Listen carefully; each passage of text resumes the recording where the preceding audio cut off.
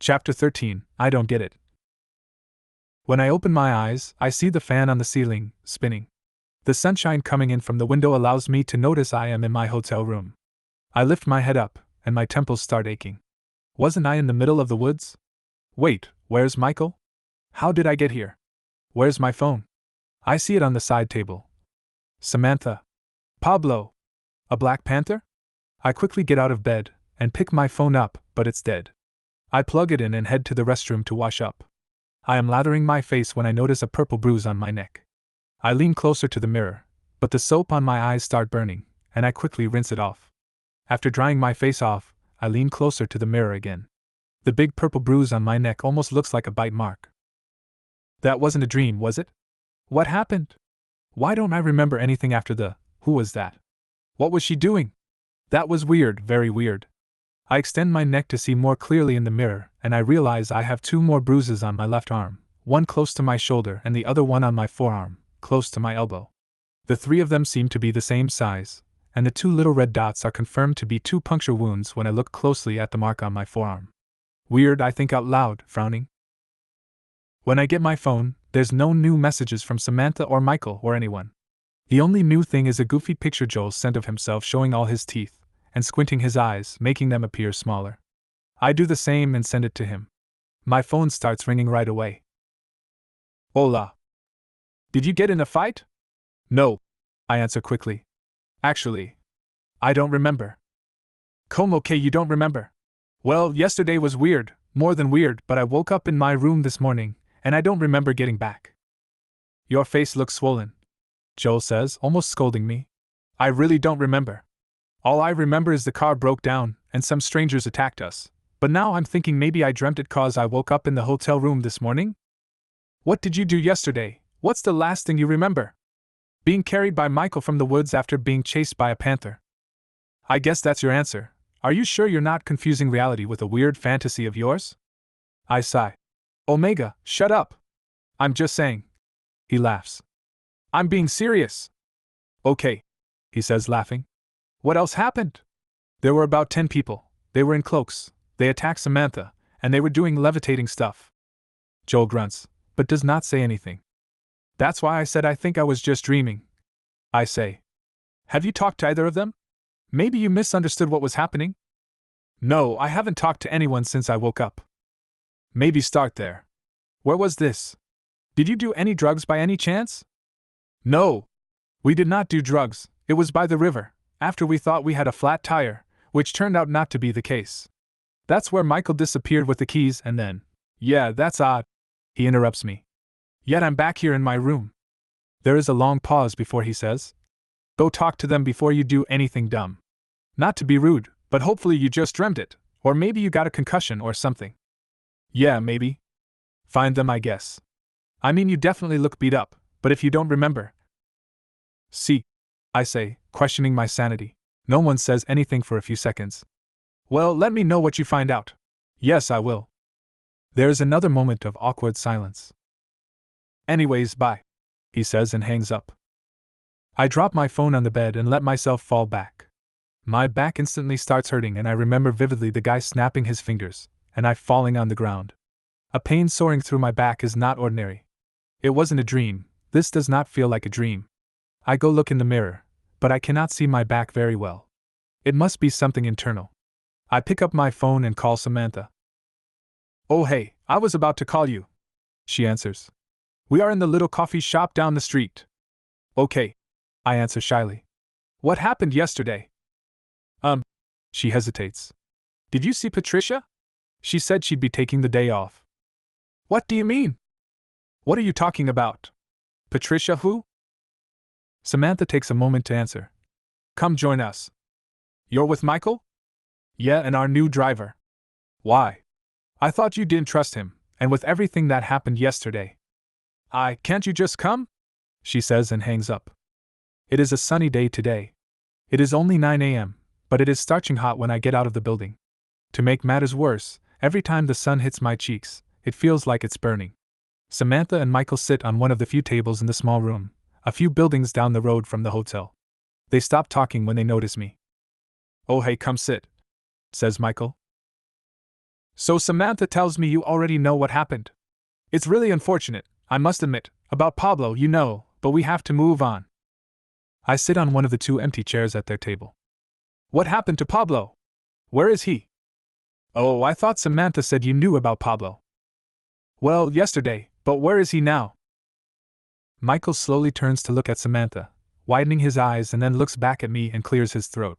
This is going to be a bit shocking, but after Pablo dropped us off, he got into an accident. Is he okay? Unfortunately not.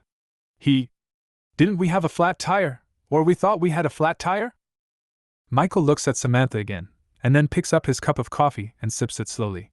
He looks back at Samantha, who is now cracking her fingers with one hand before she does the same to the other. Michael puts his cup back on the table. You fell asleep in the car, remember? He says finally. Yeah, but after that, I say, feeling embarrassed because he's contradicting me. My brain is kinda foggy. I don't know, I don't actually remember. Probably dreamt it, yes, I dreamt it. I say, feeling the awkwardness of the silence. If you believe so, says Michael, and quickly picks up his cup again. I mean, you must have dreamt it because… He takes a little sip of his coffee. The three of you fell asleep when I was driving, and when we got back. He takes another little sip. You left straight to your room and didn't even say goodnight. Kind of like walking asleep, says Samantha. Yes. Exactly like sleepwalking, Michael says excitedly. We indeed thought you were acting rather odd. Yes. Exactly we did, says Samantha. I roll my eyes internally, wondering why they're acting odd. I woke up with these bruises this morning, I say, and lift up my arm to show them. Samantha cracks her fingers again, but without emitting any noise this time. Michael lifts his now empty cup, and takes a sip, looks at it, and turns towards the restaurant's staff. Mas Cafe, he says, and turns back to face us. Yeah, that happens all the time to me when I sleep on my side. Are you gonna eat something? They have scrambled eggs. It's really good. I'm not really hungry when I wake up. I lie. So, is Pablo okay? He is deceased, Michael says flatly, and quickly changes the conversation. Or you can try the omelets or the hot dogs. I think those are the only good things they've got here. How did he die? I say as my heart sinks. The image of the Black Panther jumping to hit Pablo looks as clear in the back of my mind as the waitress pouring more coffee into Michael's cup. Oh, I don't know. Thank you, says Michael, and the waitress nods before she turns around. He hit a tree or something. Oh, I scrambled trying to decide if I should go, but immediately turned back to face them again. I need to take a shower. What's the plan today? Are we going somewhere? Where is the new driver? Sorry for waking up late. I don't know what happened. Go ahead and come right back to the lobby of the hotel. We are going over the audio. We'll need you for the translation. Okay, I say, and I stand up. The new driver ate with us this morning, but he left before you came, Michael says. I walk out of the coffee shop without saying much, and they do the same. What in the world is happening? I don't understand any of it. Why is Samantha all of a sudden so comfortable with Michael? I don't get it. Had she been pretending she was weary of him all along? The sun hits my face again when I go by the lot with no buildings, but I hardly pay attention to the pain the sun causes this time. Pablo's dead? He's deceased. Blurted out just like that. It makes my stomach a little sick. I run back to my room the rest of the way and immediately jump in the shower. I turn the cold water on and let it hit my face. I am hyperventilating a little bit. Trying very hard not to, I start crying and panting. Dead? What does Michael mean he's dead? I completely let the sobs take over my body. The cold water doesn't clear my thoughts as I had hoped, and it only makes the panting stronger. I avoid going to the lobby for as long as I can, but my own pressure finally kicks in. I pick up my phone to text Samantha to see if the two of us can talk without Michael around, but unfortunately she responds with, "For what?" This is so unlike her. I've only spent 3 days with her, but this is nothing like her. I would think she would be more sketched out now after the death of Pablo. I don't know how, but I need to find out more. Was it really only a dream? I should probably go back home and let them deal with it. Whatever it is, it doesn't feel very safe. Or is it like Joel said? Maybe it's just in my head, but why don't I remember getting here? And yesterday's evening is starting to feel more confusing now. Why yesterday? Out of the many nights I've lived in my life, why the night when someone dies is when I can't remember clearly. unless that specific detail is making it harder to remember. I feel like Samantha would be the one screaming the loudest about how sketchy everything is, but she remembers getting to the hotel, and she's not acting weird at all. Well, she is, but not at the same time. They did seem nervous at the coffee shop. What if it is me, the one not remembering correctly? I need to check something. I get dressed and I grab my phone and head out of the room. I slowly approach the lobby where they have a few tables, chairs, and 2 small sofas. I can hear chatter, but I cannot understand the conversation. I can assume it's Michael and Samantha based on the pitch of their voices. I lean against the wall of the hall, right before entering the lobby, away from Michael and Samantha's eyes. I take my phone out of my pocket, and I open the Messenger app. I type to grieve Pablo, and hit the send button to answer Samantha's text. I peek my head into the lobby as soon as I hear a chime. They sit on the sofas, opposite of each other. Samantha picks her phone up from a small wood table and shows it to Michael, who instantly starts laughing. Samantha makes a small comment that confuses me. Did I hear right? Was that? I thought Samantha didn't know any Spanish. I think she said, "Pobre idiota." I sit up and lean against the wall, letting all my weight go. This is crazier than I thought. I stand up and run back to my room to call Joel. "You are not gonna believe this!" I yell. "What?" Samantha is acting weird. "What?" he asks again. I don't know what her normal self is, so I don't know. Well, she and I didn't trust Michael. I thought I told you. Maybe. I don't remember. I sigh. Anyways, she was actually the one who convinced me not to trust him, but now she is acting very odd, or too normal I should say, which is what makes it odd. Especially now that I was told Pablo died yesterday. Wait, what? Who is Pablo? The guy that drove us around yesterday, the one I told you that was left unconscious after being attacked by the Black Panther. You did not mention anyone named Pablo or anyone left unconscious. My bad, but listen. Wait, hold on, let's rewind and go all the way back. How did your dream start? That's the thing. I don't think it was a dream. Yes, okay, how did it start? Joel says, getting impatient. We had just passed the bridge, when a mountain of dirt appeared in the middle of the road, blocking the way, so we had to stop. Wait, didn't you say it was a flat tire that stopped you guys? I pause, realizing he is right. I did, didn't I? There is a long pause before he says, I don't think you realize how crazy you sound. I sigh, and there is a long pause before any of the two speaks. Anyways, continue. What happened after? We went out to check out the tires. I say, hesitating. Because we thought we got a flat. What the hell am I even saying? Why would we check tires if the problem was a pile of dirt blocking the road? Yes?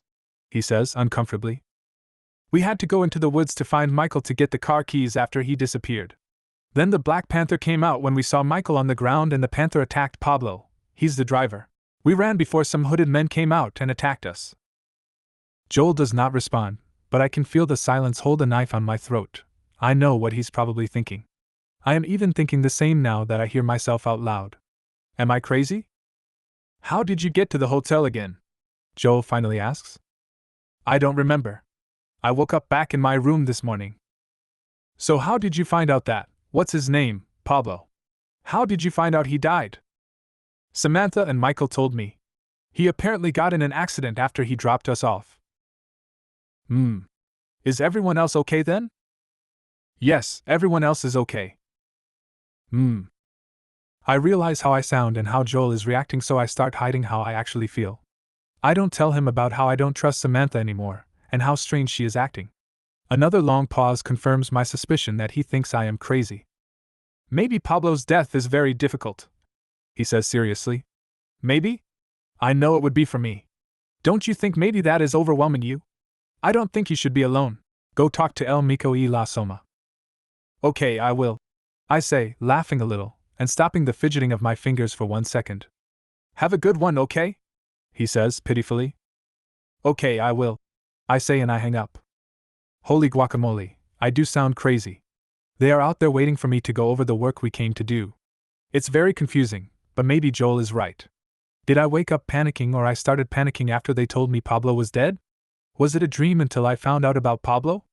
A sense of lack of control takes over my body once again, and a few tears roll down my cheek as my face stays flat, staring into the nothingness of the wall. Is this how my brain deals with trauma and anxiety? What about these bruises, though? I look at my elbow. What about this headache? I need to not be alone. I wipe off the tears and wash my face to join Samantha and Michael. As soon as I open the door of my room, the receptionist and another woman meet me. They both look like a mess. How can she not when it was her nephew that died? They both look like they have been crying all morning. Beginning of translation. Hey, I'm Patricia. You remember me, don't you? The receptionist says. Yes, what's up? I say as I start getting nervous. My son is Pablo, the other woman says. Well, was Pablo. She starts sobbing and puts both hands over her mouth, and takes a very deep breath before she can stop her sobs. What happened yesterday? Patricia commands. 'Cause I didn't see you get back, and I was here all night last night. I don't know. I really don't remember, I answer. What do you mean you don't remember? Says Pablo's mother. My son died last night, and you don't remember? She starts getting agitated again and puts her hands over her mouth once more, and a river of tears rolls down her cheeks.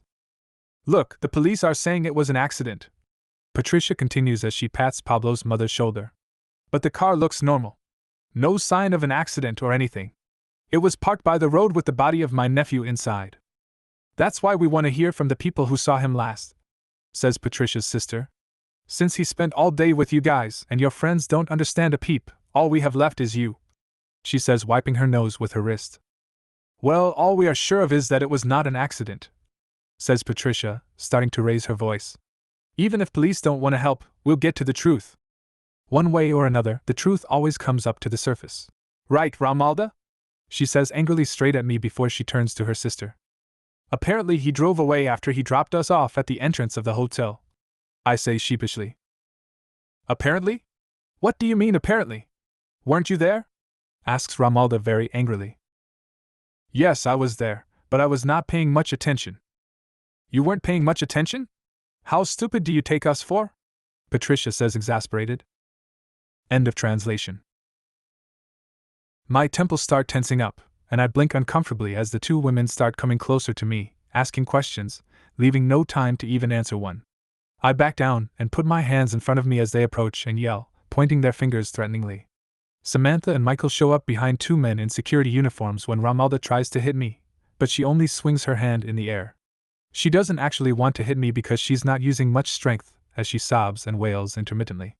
One of the men grabs her by the shoulder and tells the two that they need to leave the premises. Patricia joins with the yelling when Samantha and Michael come in front of me. Romalda starts hysterically crying and goes limp when the guard pulls her, making the other guard catch her other shoulder. She's dragged out of the hotel as she wails. Patricia screams at the guards all the way to the main door as Michael pats my shoulder. I'm in shock, but I am okay. I feel bad for the two women, despite having been attacked by them. I have no idea what it is to lose a kid, and I hope I never get the chance to find out, but I can only assume that you'd want someone to pay. An accident sounds too simple to accept with no one to blame. I could not know how I would react to such a tragedy, but I doubt it would be much different than these poor women's reaction. Are you okay? Asks Michael. Si, solo and poco, I say, and I sigh exhaustively. You know what I mean. Yes, I'm okay. Why don't you go make sure they are gone? Says Michael to Samantha. Yes, I will, she says without hesitation. Samantha runs outside as Michael guides me to the lobby, putting his right hand on my left shoulder. Samantha disappears through the main doors and comes back 15 minutes later when Michael and I sit on the sofas. She shares she followed the women all the way to a church before she turned back. We transition into working on the translation of the tape we recorded at Tia Rosalinda's home, trying to put everything behind us.